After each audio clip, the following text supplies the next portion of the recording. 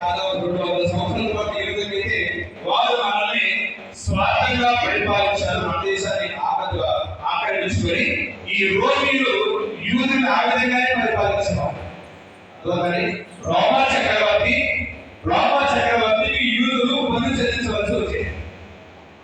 రోమా చక్రవర్తికి యూదులు పన్ను చెల్లించాలి కదా. ఇప్పుడు భారతీయులు బ్రిటిష్ వారికి పన్ను చెల్లించినట్టుగా ఇప్పుడు ఈ రోమా సమాజంలో ఈ యూద సమాజంలో ఉన్నటువంటి ఆలోచన ఏంటంటే, భారతీయులు ఏ విధంగా బ్రిటిష్ వారి మీద వ్యతిరేకతని ప్రకటించారో అలాగే యూదులు కూడా రోమీల మీద వ్యతిరేకాన్ని ప్రకటించారు. ఈ ప్రకటించిన వాళ్ళు ఏం చేశారంటే, ఎవరైతే వాక్చాతుర్యాన్ని కలిగి ఉంటారో, ఎవరైతే యుద్ధ నైపుణ్యాన్ని కలిగి ఉంటారో అందరూ కూడా లీడర్ గా ఉండేవాళ్ళు.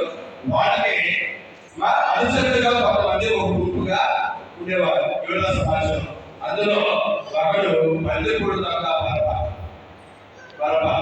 ఈ బరబ్బ వచ్చి యేసుప్రభువుని అడుగుతాడు, ఇదిగో నాకు యుద్ధ నైపుణ్యం ఉంది, నీకు వాక్చాతుర్యం ఉంది, మా ఇద్దరం కలిస్తే రోమా చక్రవర్తిని ఓడించవచ్చు, కాబట్టి నాతో చేతులు కలుపుతారంటే ఇది కత్తి పట్టువాడు కత్తితోనే వాడిస్తాడు అన్నటువంటి మాట క్రీస్తు ప్రభు చెప్పడాన్ని చూస్తున్నాం.